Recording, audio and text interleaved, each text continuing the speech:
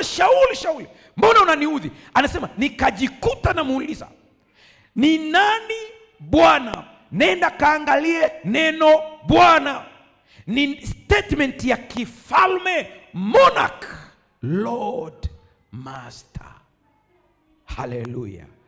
Kwa mara ya kwanza kapenta, mpiga randa, muuza stuli, muuza table chair anaitwa master. Haleluya. Kwa mara ya hebu nisikilize. Nani aliwahi kujua ya kwamba watchman, mlinzi wa getini, atakuwa anampima dokta joto la mwili?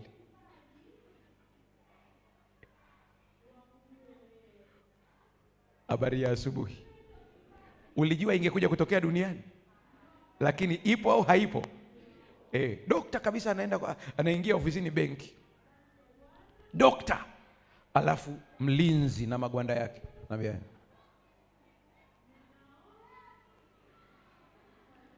anasoma 38. Dokta anapewa vipimo na hii dunia. Ndugu zangu, hii dunia, mheshimu kila mtu unayemkuta mbele yako.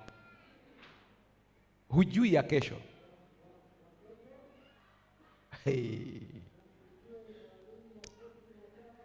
Leo rafiki yangu mmoja, mtoto wa mzee Kingunge, ameposti video moja, mpaka nikamwambia naomba hii video nikairushe, ya waziri wa mawasiliano wa Afghanistan. Sasa hivi anasambaza mikate mtaani Ulaya. Waziri wa zamani wa mawasiliano anasambaza mikate Ulaya kwa baskeli.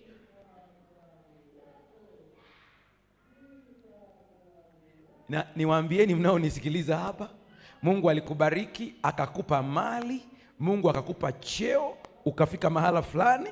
Katika vitu vya kuombea, omba hekima. Haleluya. Katika madaraka yote ulioko, omba kitu gani? Hekima. Maana unayemuona leo ni mpumbavu kwako, utahitaji msaada wake kesho. Haleluya. Haleluya. Haleluya. Hili limenifunza kwenye maisha yangu. Naweza nikakosea kibinadamu kwa mtu, lakini sio kwa kudhamiria. Sitaki hata siku moja kumshusha hadhi mtu hata mmoja. Nimesaidiwa na watu ambao mimi sikuwatarajia kwamba wangenisaidia kabisa. Yaani hata kwenye listi sikuwaweka kabisa. Na kwa taarifa yako, kuna watu ambao nilifikiri wangenisaidia na hawakunisaidia. Kuwa na heshima na kila mtu. Haleluya. Haleluya. Najua kuna mtu hii ni ya kwako, unajijua kabisa pale katika position ulioko, watu hawakusemi vizuri, unadharau, una kiburi, unajisikia. Nikwambie hicho kiti ni cha muda. Kumbuka kuna kesho. Hiyo kesho ikifika utaishije? Utakuwa mgeni wa nani? Leo alikuwa anamuita kapenta, mtu ambaye hana maana. Leo anamuita master. Haleluya. Alafu ujue ni monarch system. Hambembelezi hata kumwambia Paulo, ukijisikia vema waweza kunipokea kwa Bwana na Mwokozi wa maisha. Ukijisikia vema Paulo waweza kunitumikia. Sikia maneno ya kimonarch. Moja, ingia mjini, utakutana na mtu atakwambia yakupasayo kutenda. Kwa mara ya kwanza namkuta Yesu anaongea Kikuria. Kwa mara ya kwanza Yesu amekuwa Mkuria kwa mara ya kwanza. Unaingia Tarime, sio karibu. Sikiliza, nakwambia hawa watu nimewachunga.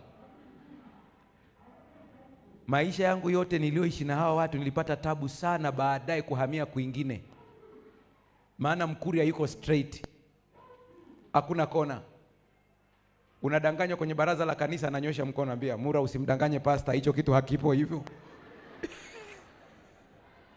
Habari hiyo imefanya nini? Imeisha. Yesu anamwambia ingia, nenda mjini. Unakutana na mtu, anakutana na nani? Anakutana na mtu mmoja anaitwa Anania. Nataka uone jinsi ambavyo thamani ya ufalme ilivyo kubwa sana. Anania anayekutana naye si msomi, hana umaarufu, anamwekea mikono Paulo. Anania mwenyewe akipewa taarifa anaogopa, anaambiwa ametokewa na Mungu. Umewahi kutokewa na Mungu alafu unabishana naye? Anamwambia Anania, kuna mtu anaitwa Paulo, Sauli, anakuja, ni chombo changu. Sikia anavyomjibu, sema, Bwana unamjua vizuri lakini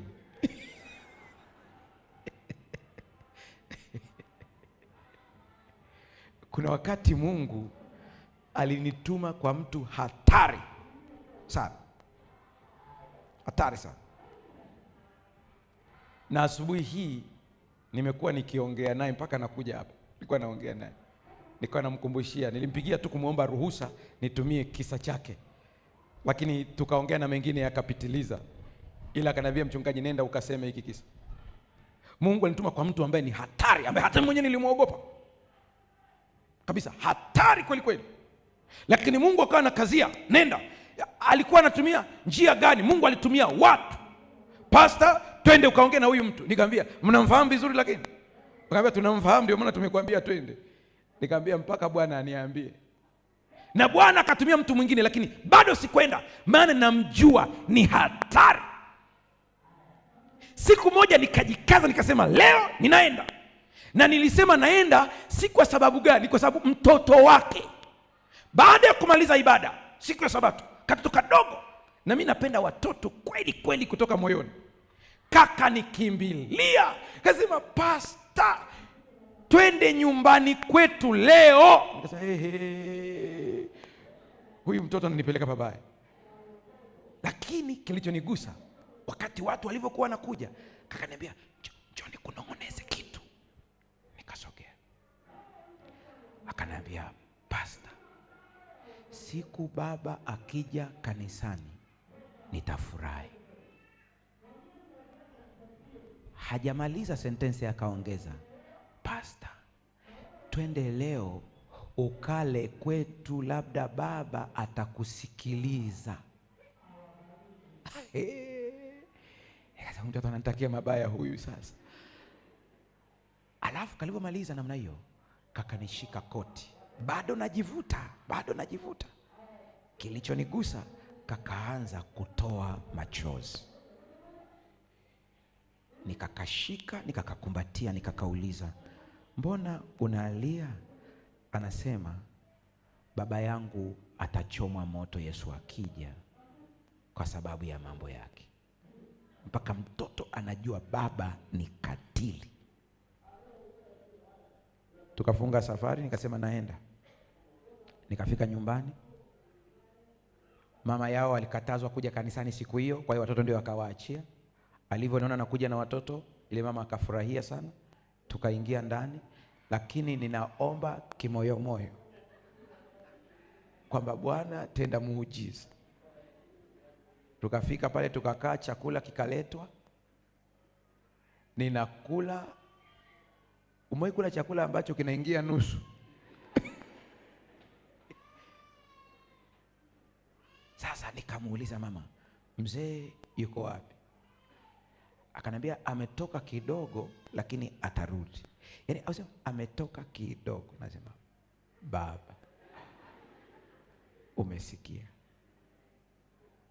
Unajua dakika za kuhesabu, mlango unagongwa, ndume inaingia.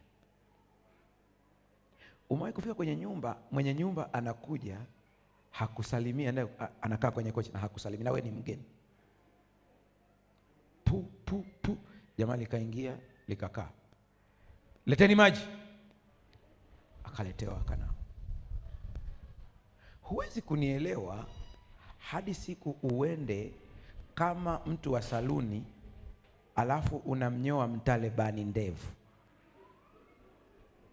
na anakuangalia. Mama wa watu roho inamuuma, maana nasema sasa huyu baba hata kusalimia mchungaji. Nikasema ngoja nianze mimi. Nikamwambia, mzee, habari yako? Nzuri. Nikamwambia za hapa nyumbani kama unavyoziona. Unaendelea?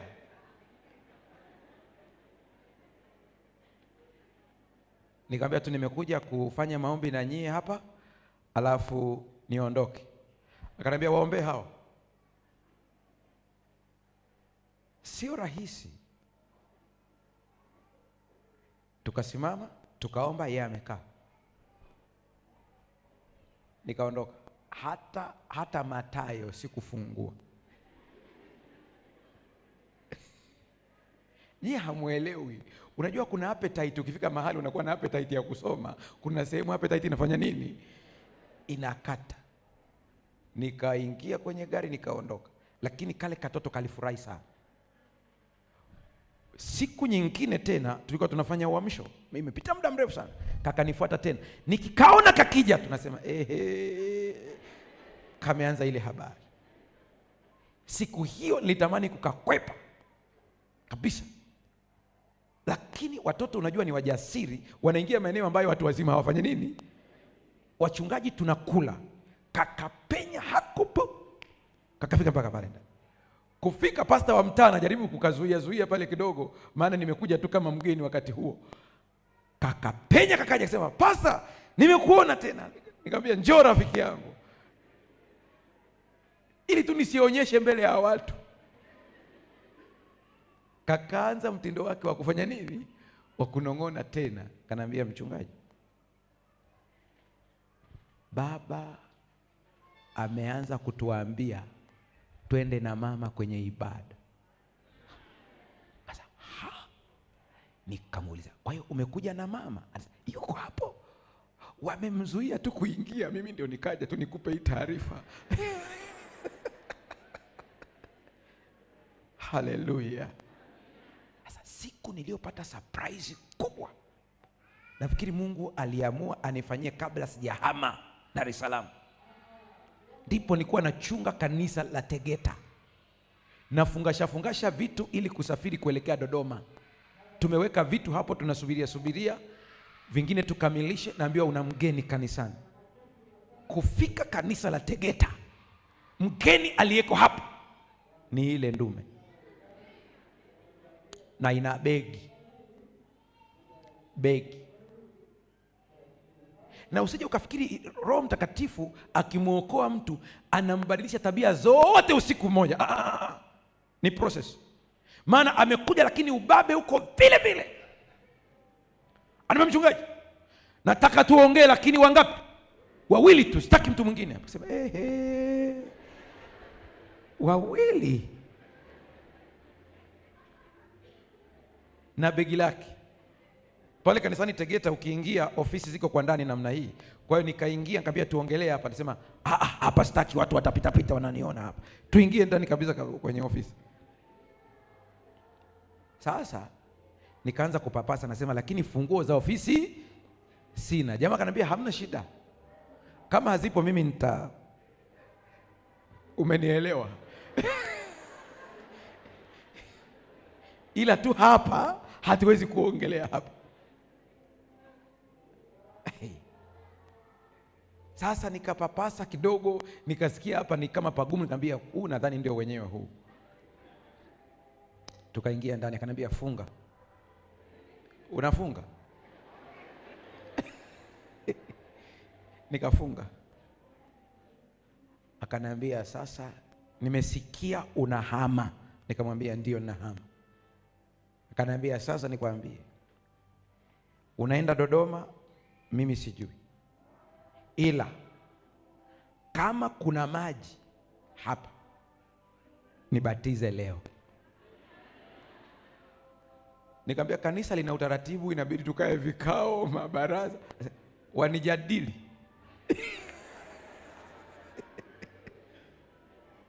Anasema, au bado una mashaka kwamba sijampokea Yesu?" Nikamwambia, "Sina mashaka, ila tu kuna utaratibu.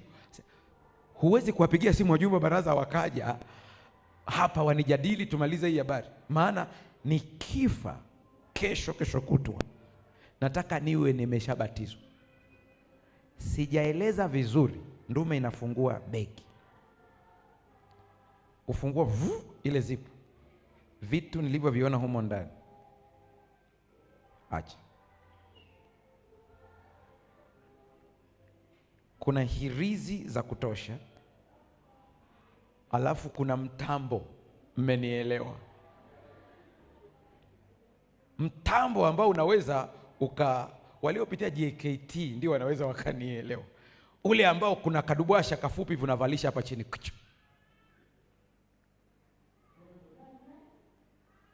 Anambia ili ujue huyu Yesu nimemuelewa, chukua hivi vitu nivipeleke. Tulichoma yale madubwasha pale nje kanisani Tegeta pale. Tegeta nilikuwa na mashemasi smart faster kabisa, ambao kitext tu hivi wamekuja na ni watu wanaojua kutunza siri. Tukachoma tukamaliza. Kale kengine unafanyaje? Nikamwambia haka tukarudishe polisi. Akamwambia rudisha wewe, mimi siendi huko, mimi nishampokea Yesu huko, siendi. Ikabidi nitafute ushauri kwa wanaojua kuliko mimi. Nikawaambia, nikampigia mmoja, nikamwambia bwana kuna ABCD. Akaniambia iko hivi, kuna urudishaji wa silaha wa hiari upo. Kwa hiyo kwa kuwa amekuja kwako kama mchungaji, wewe cha msingi kabisa. Akaniuliza mchungaji, uliigusa? Nikamwambia nilichungulia tu, ila nilitoa tu hivyo vitu vingine. Sema mikono yako iligusa? Nikamwambia sikugusa. Akaniambia basi uwe na amani, tutashughulikia hiyo. Wakatumwa vijana, wakaja wakachukua, wakaondoka nayo. Mtakatifu wa Bwana akampokea Yesu Kristo kuwa Bwana na Mwokozi wa maisha yake. Najua unatamani kujua alibatiziwa wapi. Ilibidi niombe Roho Mtakatifu amshawishi akubali, lakini ubabe huko pale pale, maana alifunga safari. Nikaja kumbatizia Dodoma. Haleluya. Lakini nini kilitokea akabadilika kiasi hiki? Ananiambia hivi, anasema pastor, mganga alinipa dawa. Anasema akaniambia nikienda kufanya matukio sitakamatwa, ila tu nisivunje sharti moja. Anasema aliniambia siku ambayo ninakwenda huko kwenye hiyo shughuli nisije nikagusa pombe. Aliniambia nikigusa pombe wakirusha risasi zitanipata. Anasema sasa nikachukua dawa vizuri, tukaenda kwenye tukio. Anasema kufika huko tukaona muda unakwenda. Anasema mmoja wa marafiki zangu akaniletea pombe nikasahau. Anasema nikanywa. Anasema tupo katikati ya tukio na kweli risasi zikaanza kurindima. Anasema mchungaji, wenzangu wamekufa mbele ya macho yangu 4. Anasema nikakumbuka, nikasema mimi ndio nilivunja, nilijua madhara yake. Anasema baada ya hapo kwa hofu, anasema na manguvu yangu yote nikajikuta niko chini, kwa sababu nikajua ndio mwisho wa maisha yangu. Anasema ndipo nikasikia mtu mmoja akisema piga kichwani. Anasema na kweli nilisikia kitu kimetua karibu na kichwa changu. Anasema ila nikakumbuka neno moja, ukisikia mlio wa risasi ujue umepona. Habari ya asubuhi. Anasema lakini kichwa kilitanda damu, kichwa chote. Anasema ila nikatulia pale kabisa ili waamini nimekufa. Anasema kisha wakasema tuondoke, achana nao hao washenzi kabisa hao. Hilo tukio litokea miaka fulani hivi, baadhi wenda wanakumbuka, waliuawa majambazi wengi sana. Anasema ndipo nikaanza kupata nguvu. Anasema kugusa nikasikia kichwa kiko sawa sawa. Anasema nikajiuliza mara mbili, risasi ingia hapa kichwa kibaki. Anasema kutazama nikagundua ilipita karibu na kichwa, kwa hiyo nilichanwa tu kidogo kichwani. Anasema nikashika kichwa changu huku natembea huku, nikamwambia Mungu, kama umeniokoa sitakuacha. Haleluya. Sasa kilichofanya aje zaidi ni nini? Anasema kufika nyumbani Sikutaka kusema. Mke anajua mume wake anafanya kazi gani, anajua kabisa. Anasema nikaanza kutibiwa pale nyumbani, maana ukienda huenda utakamatwa. Anasema ndipo wakati wa usiku, sijui nilifanyaje, anavyonisimulia, anasema huenda nilijinyoosha kimakosa nikagonga kwenye kitanda cha chuma. Anasema damu ikatoka tena na akapoteza fahamu. Katika kupoteza fahamu huko sasa, anasema niliona viumbe wawili. Anasema mmoja ni mweusi na ameshika kifua changu, akaingiza kucha mpaka ndani upande wa kushoto. Anasema anajaribu kutoa. Anasema wakati anavuta nasikia maumivu. Anasema ninasikia kwa mbali sana mke wangu akimwelekeza mtoto kufagia nje. Anasema natamani kumwambia ingieni mnisaidie, lakini haiwezekani. Anasema ndipo akaja kiumbe mmoja mkubwa. Anasema akamnyoshea mkono huyu mweusi, akamwambia we acha. Anasema ndipo yule akatoa makucha yake. Anasema huyu mwingine akaja akanishika kifua, akarudishia vizuri vizuri vizuri, akamaliza. Anasema alipomaliza tu, yule akaniambia umeokolewa kwenye tukio hili. Anasema ndipo akaniambia angalia pembeni. Anasema pasta, nilipoangalia pembeni namna hii nikakuona umeshika Biblia unaniambia njoo.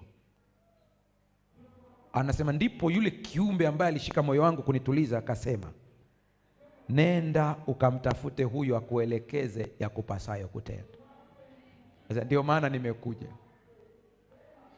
Haleluya, haleluya. Sikiliza hii nikwambie, kuna watu wengi sana wako hapa na nisikiliza.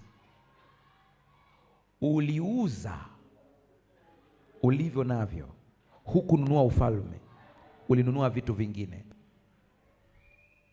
Nataka nikwambie ufalme una thamani kuliko ajira. Haleluya. Ufalme una thamani kuliko mtoto. Usikubali kwenda kwa mganga ili akupe dawa eti upate mtoto. Acha hiyo habari. Usiende kwa mganga akupe dawa ili upate mali. Unauza nafsi yako.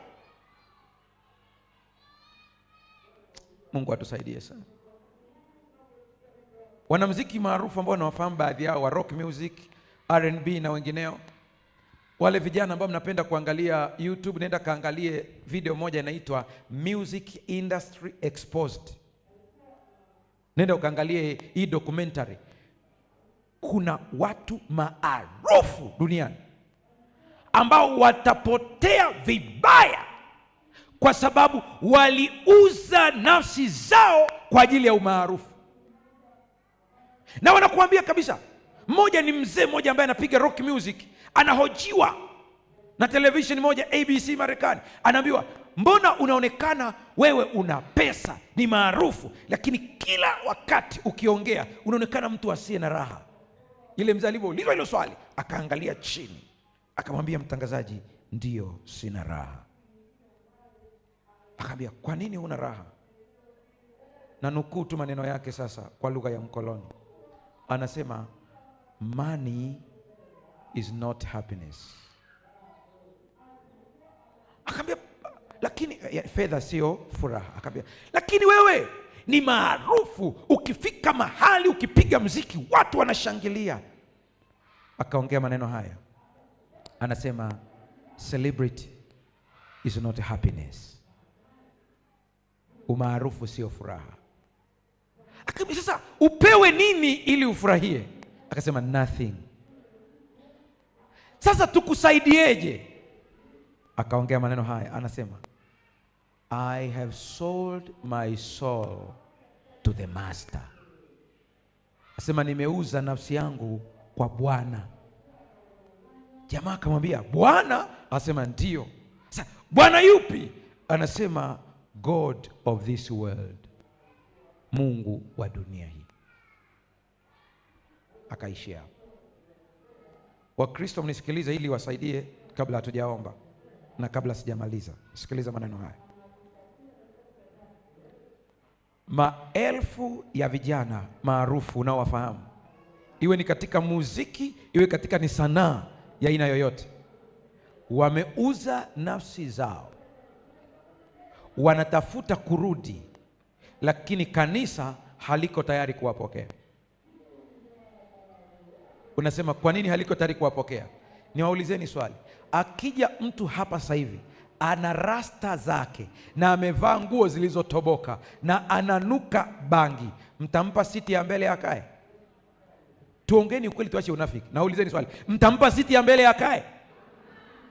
Akija mtu hapa aliyevaa suti, yuko smart, amependeza, ameshuka kwenye gari jeusi, anafunguliwa mlango, atatoka shemasi kule straight, atai kwa manager wa kambi.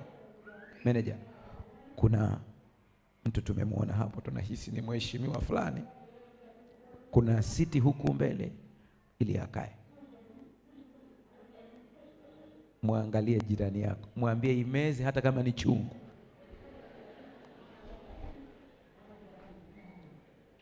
Ndivyo ilivyo. Na waulizeni, tunafanya hivi hatufanyi hivi? Ni kwa nini?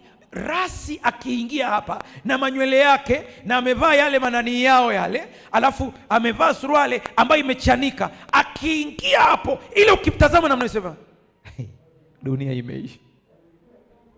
Huyu naye anakuja wapi?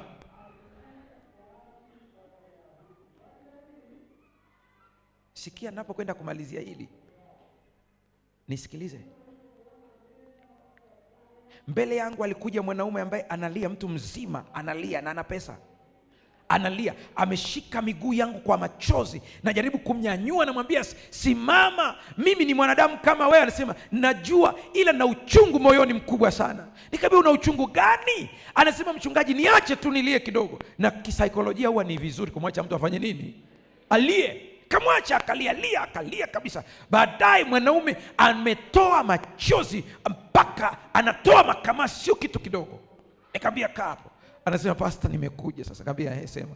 Anasema huyu Mungu wako unayemhubiri kila wakati na muona unaongea habari zake, asema katika watu ambao nilikuwa ninakusikiliza alafu na kuignore ni wewe, maana unaongea habari za huyu Mungu ambaye mimi alinishinda. Nilimuomba mali hakunipa, nikaenda kwa shetani nikampigia magoti akanipa mali. Ila huyu Mungu wako, asema kila nikutazama anasema huyu mchungaji naye haelewi, huyu Mungu hamna chochote. Nikamwambia sasa umekujaje? Anasema kama inawezekana mtoto wangu wa mwisho yupo kwenye listi ya kufa. Anasema nimevumilia, wameondoka wawili, lakini huyu wa mwisho pastor, nimeshindwa kuvumilia. Anasema kama kuna neema iliyosalia, mtoto wangu apone, maana ni kipenzi changu. Nikamwambia imekuaje? Anasema hivi ninavyoongea na wewe, yuko hospitalini, wanamtundikia damu. Anasema nimenyamaza, hata mke sijamwambia, kwa sababu ninajua damu inatoka kwa sababu gani. Kila wakiweka ikifika jioni damu imekauka, kila wakiweka ikifika jioni imekauka. Sema ninajua anaondoka kwa staili ile ile ya wenzake. Anasema na hii ni adhabu ninayopewa. Nikamwambia unapewa adhabu na nani? Asema na walionipa mali, kwa sababu nilikiuka masharti. Nilivyokiuka wakaniambia huyu tunachukua. Anasema anaondoka.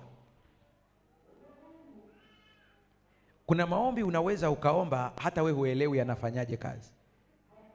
Ilikuwa ni siku hii, maana na mimi nimepiga magoti naomba, shetani amechukua kigoda na yeye akaja akakaa hapo akaniongelesha.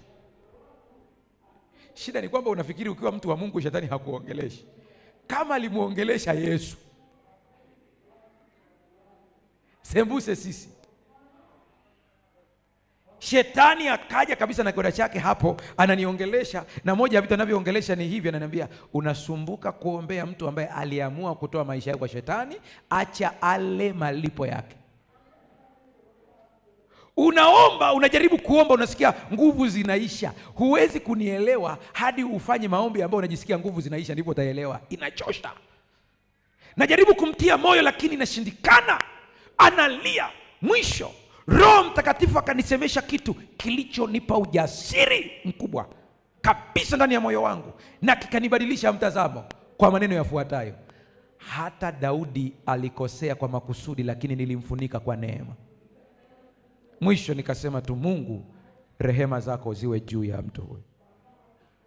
Akasema, Pastor, sasa umemaliza kuomba? Nikamwambia ndio. Kuna watu ambao wanafikiri mpaka jua lichwe ndio Mungu amesikia. Pastor, hivi tu ndio atapona hivi?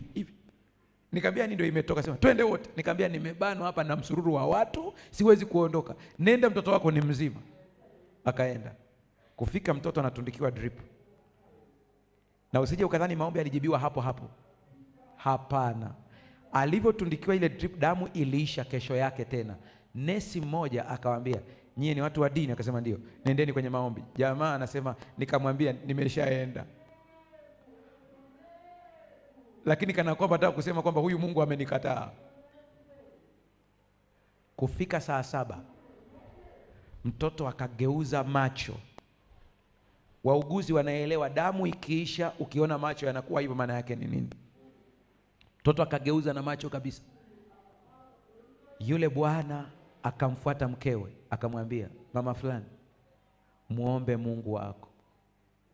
Mama akamjibu akamwambia, hata mimi sina nguvu za kufanya nini? Akanipigia simu, nikapokea, nikamuuliza mnaendeleaje? Anasema mtoto ndipo anafanya nini? Anaondoka hivyo, macho yamegeuka. Nikamwambia, sikiliza, msikilize Mungu, sio adui. Unajua dakika za kuhesabu, macho yakarudi, mtoto akachangamka, yuko vizuri. Niko pale ofisini kwangu, napiga tu story na watu, nashangaa gari inakuja, naletewa kale katoto. Nilitoa machozi, sio ya kufurahia tu, ila nilivyokaona katoto innocent, hakausiki, ila kanateseka kwa vitu ambavyo baba alifanya.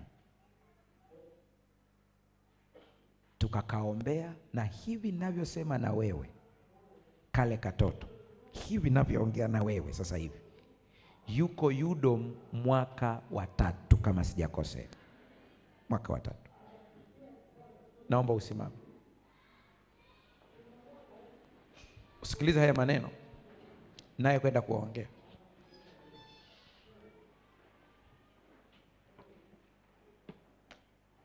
Wakati huo najua kuna watu ambao hawatakuwepo kwenye programu yetu ya jioni. Tuna watu wametoka maeneo mbalimbali, wengine wanasafiri leo mchana wa leo, wengine wanaondoka, lakini wako hapa. Lakini sikia hili, kama uliwahi kuwa na kitu cha kiganga chochote nyumbani kwako, kilete katika makambi haya. Hatuna haja ya kukujua jina lako, haitusaidii kitu sisi. Ushirika wako utakuwa salama kabisa hata kama wewe ni msabato. Ila huu wito ni kwa ajili yako, ili usije ukaharibikiwa kabla ya muda. Ufalme wa Mungu haulinganishwi na hirizi, una thamani kuliko tunguli.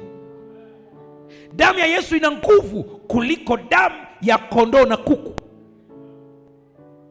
Unasema, Pastor, nitafanyaje? Nakupa ushauri, viweke kwenye mfuko, uvilete tu, vidondoshe kwenye eneo la kanisa. Viongozi wataona, wataokota. Na wewe ukiokota kitu, kilete, waambie nimekiokota mahali, tuletee, tutaviteketeza. Tunataka familia yako iwe huru, tunataka wewe uwe huru. Haleluya, haleluya. Mungu hachanganywi na vitu vingine. Uza vyote, maana yake tupa vyote, ukawe na ufalme wa Mungu. Kuna vitu vinazuia ufalme usije kwako. Haiwezekani unaomba Mungu wakati huo una hirizi ndani. Haiwezekani unaomba Mungu wakati unakwenda kwa mambo ya waganga. Haiwezekani vitu kama hivi, haiwezekani. Mungu hachanganyi. Lakini yeyote aliyeko hapa ambaye anasema, mchungaji, kwa kweli ndani ya moyo wangu jaribu nililopitia ni zito, niliingia katika jaribu zito sana, ambalo leo nataka Yesu anitenganishe na mafungamano yote, yawe ya kiukoo, yawe ya kuingizwa bila kujua, yawe ya kujiingiza. Nataka kuwa huru. Hata kama umehisi familia yenu ina vituko fulani, ukivitazama havijakaa sawa na hakuna wa kuwatoa nyie kwenye hiyo familia, naomba utembee, uje hapa mbele. Tuna maombi rasmi kwa ajili yako, ambaye anasema nikitazama familia yetu mkao wake, kuna vitu ambavyo sivielewi, nitatokaje mimi sijui, lakini nataka sasa Yesu anitoe humo. Tembea, uje hapa mbele katika ujumla wake. Wale mnaotazama kwa mbali, maombi haya yanawahusu sasa. Uliyeko hapa, maombi haya yanakuhusu, na wewe pia yanakuhusu. Bwana atakutoa katika vifungo hivyo vyote, usiwe na wasiwasi. Mwishoni kabisa, tunapofunga makambi haya, zile mali zote ambazo zinatakiwa zipotezwe zitateketezwa kwa huru milele. Yesu afungue maisha yako sasa. Hapo hapo ulipo, funika macho yako.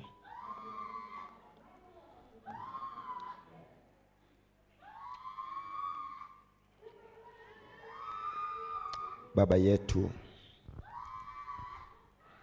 na Mungu wetu wa mbinguni, asante kwa nguvu zako zilizoko mahali hapa. Asante kwa uweza ulioko mahali hapa. Asante kwa ufalme ulioushusha mahali hapa. Asante Mungu. Asante Mfalme. Asante Bwana wa mabwana. Leo nimekujifunza kwa namna ya tofauti sana. Wito ulipotolewa, watu ambao wamefungwa na vitu vya kiukoo, watu ambao wamejiingiza kwenye mambo ya ajabu, wametembea na kuja mbele, kwa sababu kuna nguvu yako inayofungua watu. Ninaamuru kwa mamlaka ya jina la Yesu, kila kifungo, kila laana ya ukoo, kila maagano ya kuzimu, kila pepo mchafu, kwa moto, kwa moto, kwa moto. Shetani, ninakuamuru sasa, toweka, toweka, toweka, toweka, toweka. Kwa mamlaka niliyopewa, ninaangusha ngome zote za giza. Ngome zote anguka sasa. Vifungo vyote toweka sasa. Laana zote toweka, toweka, toweka, toweka, toweka. Kila ufalme wa giza unavamiwa, unavamiwa, unavamiwa. Ngome zote za giza zinavamiwa kwa moto wa Yesu, kwa moto wa Yesu, kwa moto wa Yesu. Yesu, ongeza moto. Yesu, ongeza moto. Yesu, ongeza moto. Yesu, ongeza moto. Yesu, ongeza moto. Yesu, ongeza moto. Asante kwa moto unaoongezeka. Asante kwa nguvu inayoongezeka. Mama uliyefungwa miguu yako, kuna vitu ulivikanyaga vimeleta matatizo hayo. Kuna mwingine matatizo yake yameletwa na ndoto alizoziota. Kupitia ndoto matatizo yamekutawala. Damu inapita ya Yesu, damu ya Yesu, damu ya Yesu, damu yenye ukombozi, damu inayokuweka huru. Nguvu za Mungu, uweza wa Mungu, kuanzia sasa kila kifungo, kila laana zinafunguka, zinafunguka. Vifungo vya madeni vinafunguka, Vifungo vya magonjwa vinafunguka. Vifungo vya kukataliwa vinafunguka. Vifungo vya mikosi vinafunguka. Shetani, toka! Toka! Asante Mungu wangu. Asante Yesu. Enyi wagonjwa, ninawatangazia kwa jina la Yesu mmepona.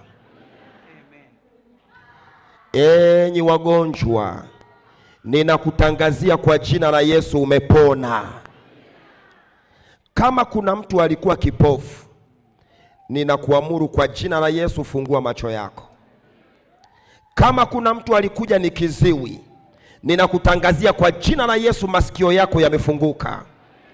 Kama kuna mtu alikuja ameshikiliwa, ninakutangazia vifungo vya miguu yako ninaviweka huru kwa jina la Yesu. Nyosha miguu yako sasa. Nyosha miguu yako sasa. Nyosha miguu yako. Nyosha miguu yako. Anza kuruka. Anza kuruka. Umepona kwa jina la Yesu. Asante Mfalme.